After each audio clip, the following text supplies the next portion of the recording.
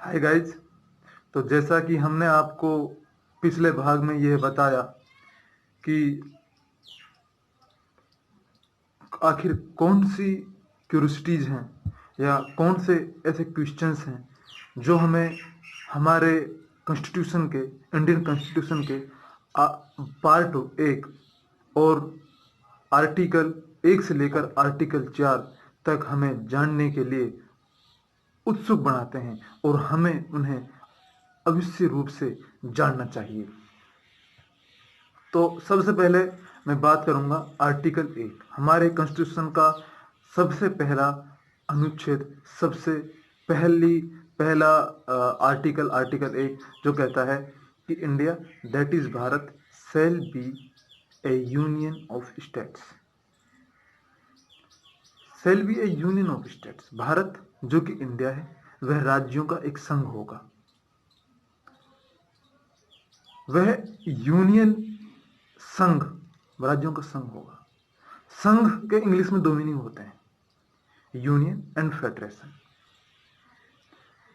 वहां पर फेडरेशन क्या हम वहां पर फेडरेशन वर्ड का यूज कर सकते हैं? क्या हमारी कंस्टिट्यूएंट असेंबली, संविधान सभा के जो जनक और जननी हैं डॉक्टर भीमराव अंबेडकर, वो वहां पर यूनियन की जगह फेडरेशन लफ्ज का इस्तेमाल कर सकते थे? नहीं, क्योंकि जो आइडिया ऑफ इंडिया है, जो इंडिया को कंस्टिट्यूट करने की जो एक प्लानिंग है, वो एक यूनिटरी मेथड में है। यूनिटरी मेथड में ज्यादा है, फेडरेशन मेथड में कम है। यूनियन सिस्टम, यूनियन का अर्थ होता है जो कई छोटे या बड़े भूभागों से मिलकर एक विशेष परिधि का जो क्षेत्र बनाया गया। हमारी यूनियन ऑफ इंडिया में जो उसका टेरिटरीज है, जो उसका भूभाग है, उसमें मध्य प्रदेश है, राजस्थान, इस तरह से वर्तमान में 28 राज्य और 8 यूटीज या केंद्र शासित प्रदेश हैं।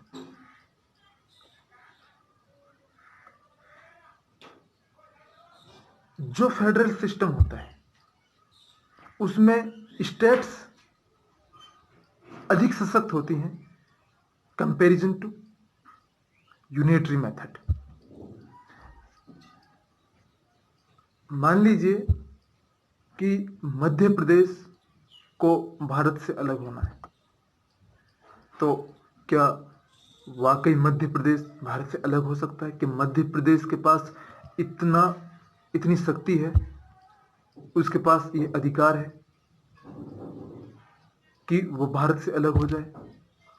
कभी नहीं, क्योंकि वो एक यूनिटरी मेथड के अंतर्गत रूल की जा रही है। उस पर शासन एक यूनिटरी मेथड की प्रोसेस के तहत किया जा रहा है, न कि फेडरल सिस्टम के तहत।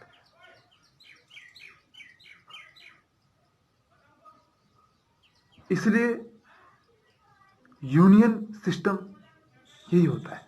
जब हम पुअर यूनियन सिस्टम की बात करते हैं, एक शुद्ध यूनियन सिस्टम, उसमें किसी भी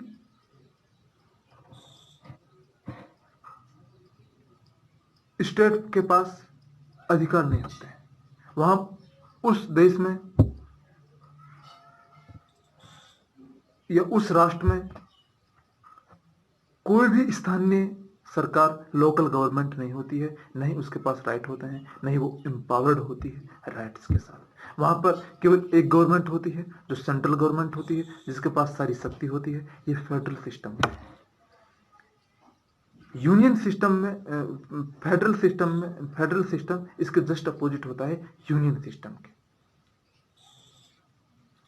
लेकिन इंडिया केवल प्योर यूनियन सिस्टम नहीं है। इंडिया में प्योर यूनियन सिस्टम नहीं है। इंडिया में फेडरल सिस्टम है,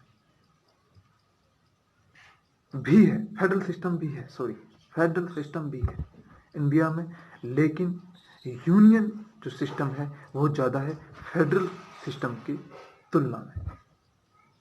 इसलिए भारत को संघात्मक कम और एकात्मक ज्यादा कहा जाता है। फेडरल लेस एंड यूनिटरी मोर। जैसे हर राज्य के पास अपनी पुलिस है। एक किसी भी राज्य की पुलिस उस राज्य के मुख्यमंत्री या गृह मंत्री को अधिक प्रायोरिटी देगी, अधिक तवज्जो देगी। प्रधानमंत्री उस देश के प्रधानमंत्री या उस देश के गृह मंत्री की तुलना में। तो ये जो होता है कि हमारे जो कॉन्स्टिट्यूशन में आर्टिकल 1 ये कहता है, India that is Bharat shall be A union of states. तो यहां पर यूनियन का यह अर्थ निकलता है। आर्टिकल 1 यह भी कहता है कि हमारे देश में, हमारे इंडिया में वही टेरिटरीज और वही स्टेट्स होंगे जो शेड्यूल 1 या अनुसूची 1 में उल्लेखित हैं। वर्तमान में जो भारत में 28 राज्य और 8 केंद्र शासित प्रदेश हैं, वो हमारे संविधान की अनुसूची 1 में उल्लेखित हैं और उन्हीं पर भारत का अधिकार है।